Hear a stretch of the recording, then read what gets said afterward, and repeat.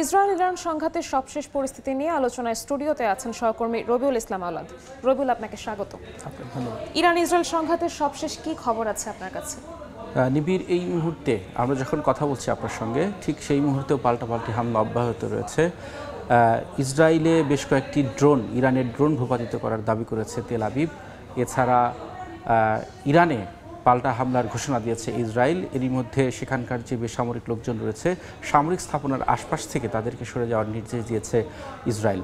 তারা ফার্সি ভাষাতেও এই ঘোষণা দিয়েছে। হেব্রু ভাষার পাশাপাশি ফার্সি ভাষাতেও তারা বলেছে যেন ইরানি যে বেসামরিক নাগরিক রয়েছে তারা যেন কোনো যে সামরিক স্থাপনা রয়েছে, জ্বালানি স্থাপনা রয়েছে, সেই স্থাপনা থেকে সরে যাওয়ার নির্দেশ দিয়েছে পরবর্তী নির্দেশ না দেওয়া পর্যন্ত।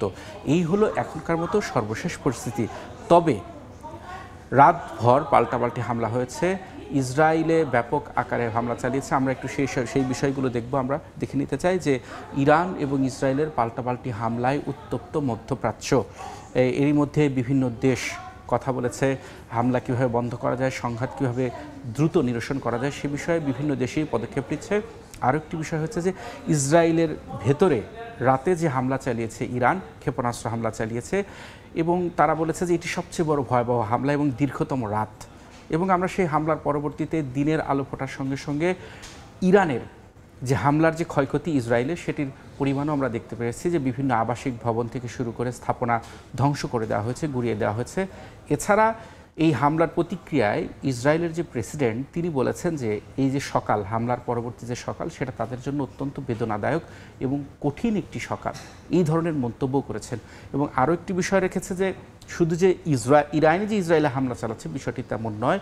বিভিন্ন সংবাদ মাধ্যমে এসেছে যে ইরানের সঙ্গে সমন্বয় করে ইয়েমেনের যে হাউথি বিদ্রোহী গোষ্ঠী রয়েছে তারাও ক্ষেপণাস্ত্র নিক্ষেপ করেছে, এবং পাল্টা জবাবে ইসরায়েলও ইয়েমেনে হামলা চালিয়েছে এবং তাদের যে হাউথিদের যে সামরিক প্রধান, তাকে লক্ষ্য করে হামলার দাবি করেছে তেল আবিব। এবং আরও একটি বিষয় আছে যে এই ইসরায়েলে যে হামলা হয়েছে, পাল্টা কিন্তু ইসরায়েলও ইরানে আঘাত এনেছে। তারা বলেছে যে তেহরানে যে তেলের ডিপো, সেই ডিপোতে হামলা হয়েছে। এখন আমি একটু আপনাকে দেখাতে চাই যে ইরান ইসরায়েলের কোন কোন এলাকায় হামলা চালিয়েছে, সেই বিষয়টি আমি আপনাদের একটু দেখাতে চাই। যে সবচেয়ে বড়, অর্থাৎ গতরাতে ইরান ইসরায়েলের সবচেয়ে বড় হামলা চালিয়েছে হাইফা এলাকায়, রশপিনা এবং তামরা এলাকায়। এই দুইটি জায়গায় সবচেয়ে বড় হামলা চালিয়েছে। আরেকটা হলো যে রামানগান, তেল আবিবের বেশ কয়েকটি জায়গায়, জাফা এবং বাতইয়াম, রিশন লেজিয়ন এবং সাইড, এই যে এলাকাগুলো, এগুলো কিন্তু ইরানের খুবই প্রসিদ্ধ এলাকা এবং ইরানের বলা যায় যে বুকের ভেতরে, একদম অভ্যন্তরে যে গভীর যে এলাকা, যেখানে হামলা চালানো অত্যন্ত অসম্ভব। আমরা জানি যে ইসরায়েলের যে প্রতিরক্ষা ব্যবস্থা অত্যন্ত অত্যাধুনিক, আয়রন ডোম, সেটি ভেদ করে একদম ইসরায়েলের অভ্যন্তরে হামলা চালিয়েছে। প্রক্ষান্তরে আমরা অন্যদিকে দেখেছি যে তেহরানে খোদ রাজধানীতে যে তেলের ডিপোগুলো রয়েছে, ডিপোতে হামলা চালিয়েছে।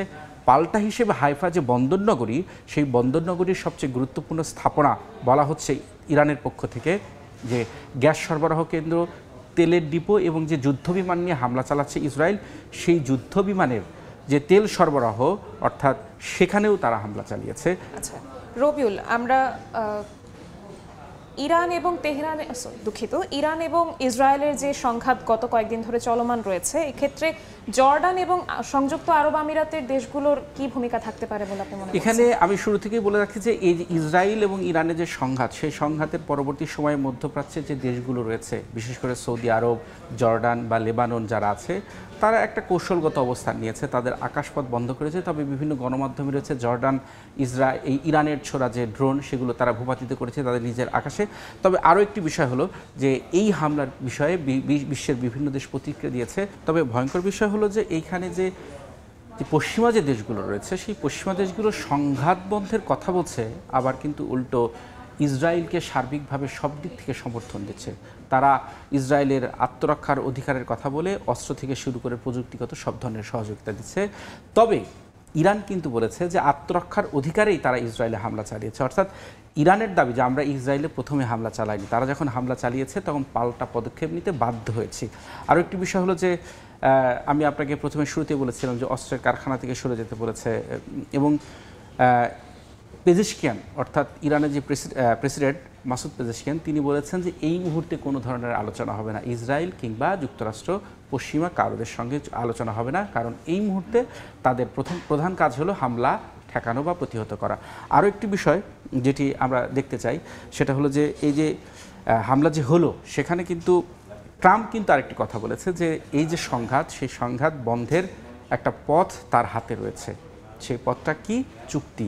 কিন্তু এই চুক্তি নিয়েও কিন্তু দুই দ্বিমত রয়েছে, অর্থাৎ ইরান বলছে তারা কখনোই ইউরেনিয়াম সমৃদ্ধকরণ বন্ধ করবে না, কিন্তু যুক্তরাষ্ট্র তাদের যে ইউরেনিয়াম সমৃদ্ধকরণ সেটি বন্ধ করতে চায়। এটি নিয়েই মূলত দুই দেশের মধ্যে যে উত্তেজনা সেটার মূল কারণ। আর একটি বিষয় যে ইরানের হামলার বরাবরই চীন ইরানের পাশে রয়েছে, তারা ইসরায়েলের হামলার নিন্দা জানিয়েছে এবং তারা বলেছে যে ইরানের সার্বভৌমত্ব রক্ষার অধিকার রয়েছে, সেই অধিকার থেকেই তারা যে কোনো ব্যবস্থা নিতে পারে। আরও একটি বিষয় যে ইরানের যে পরমাণু কর্মসূচি নিয়েছে সেই পরমাণু কর্মসূচি নিয়ে মধ্যস্থতার প্রস্তাব দিয়েছে জার্মানি, ফ্রান্স এবং ব্রিটেন। এই যে অবস্থা এর মধ্যে ছিল। ধন্যবাদ আপনাকে রবিউল। আপনাকে ধন্যবাদ। সহকর্মী রবিউল ইসলাম আওলাদ যুক্ত হয়েছিলেন আমাদের সাথে স্টুডিওতে ইরান এবং ইসরায়েলের সংঘাতের সবশেষ খবরাখবর জানাতে।